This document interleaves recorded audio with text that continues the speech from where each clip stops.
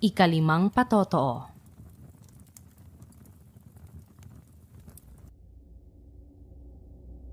Ang salita ng Diyos ay nagsasabi sa atin sa Romans chapter 6 verse 23.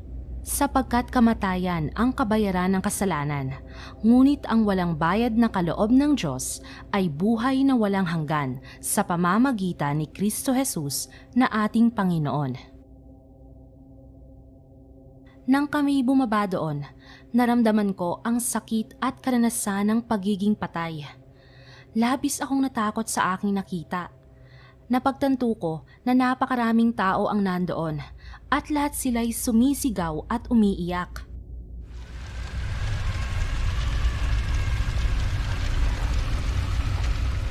Madilim na madilim, ngunit sa presensya ng Panginoon nawawala ang kadiliman.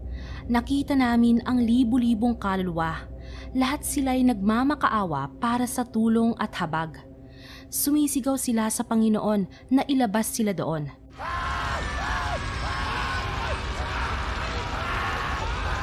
Nakaramdam din kami ng matinding sakit dahil alam namin na labis na nagdurusa ang Panginoon kapag nakikita niya ang mga kaluluwang napahamak.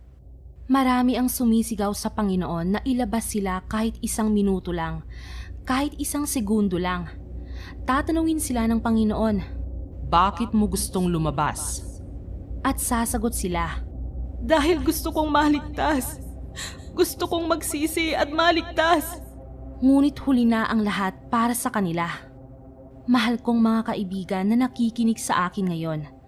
Dito lamang sa mundong ibabaw ang ating pagkakataon na pumili ng ating walang hanggang destinasyon.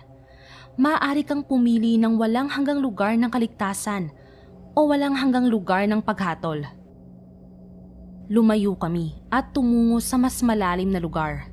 Nakita ko na ang lupang aming tinatahak ay sinisira ng apoy. Lumalabas ang putik at apoy mula dito. Mayroon ding napakabahong amoy sa lahat ng dako. Labis kaming nabahala at nasuka sa naturang amoy at sa mga sigawan ng lahat ng taong naroon. Nakita namin ang isang lalaki sa malayo na nakalubog hanggang baywang sa nagbabagang putik ang kanyang katawan. Tuwing inaalis niya ang kanyang mga braso, ang laman sa kanyang mga buto ay nalalaglag sa putik. Nakita namin ang isang kulay abong usok sa loob ng kanyang kalansay, kaya itinanong namin ito sa Panginoon. Napag-alaman namin na ang usok ay nasa loob ng bawat tao sa impyerno.